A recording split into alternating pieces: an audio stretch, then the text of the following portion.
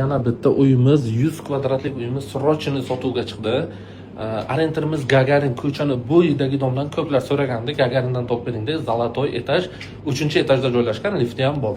Mana shu Pirixoshkadan kirib kelaverish, o'ng qo'limizda garderob shkofi bor, $1000 dan ziyod turadigan mana shu konditsionerimiz ham bor. Qarachi, mana shu xonamiz bu 4 xonalik bo'ladi. Mana shu kattagina hol, mana shu nima ko'ryapsizlar, hammasi qoladi. Har bitta xonasiga televizori bor. Mana shu kattagina hol, mexki mebel turibdi. Ana endi bu ikkinchi xonasi zal bo'ladi. Bunga ham o'zini mebeli bor.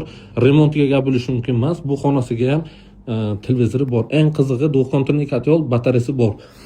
Bu uy egasi hozir Izraeldalar o'zlari srochniga pul zarurligi uchun sotilyapti.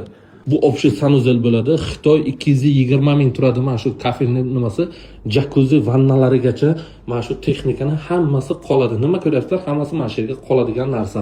Ayollarimiz yaxshi ko'radigan kuxni, o'tirib yeydigan joyi bor, mana shu mebel, hamma sharoit bor, gaz plita, bilasizlar, mana vitishkasi bor. Mana bu esa Gagarin ko'chasi. Gagarin ko'chani bo'yidagi dom. Bu yerda esa xolodilnik kattasidan turibdi.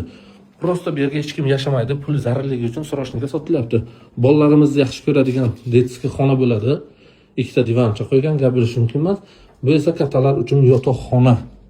Bunga ham termozona, televizor, mana shu двухспальный divan, mana shu o'zining garderob shkofi bor, gap bo'lishi mumkin emas. Mana shu Gagarin ko'chasi bo'ladi. Ko'chani bo'yidagi dom. Agar kimga mana shu xona qiziq bo'lsa, o'zi qarib 100 kvadrat, 98 va 99 kvadrat, narxi 105 ming, yana ozgina savdosi ham bor. Kaliti o'zimizda olib keltirib ko'rsatamiz. Yo'qsa, xudo xolasa, sunnatiga muvofiq savdo qilib, barakasini ham qilib beramiz. Hammalaringizni yaxshi ko'ramiz.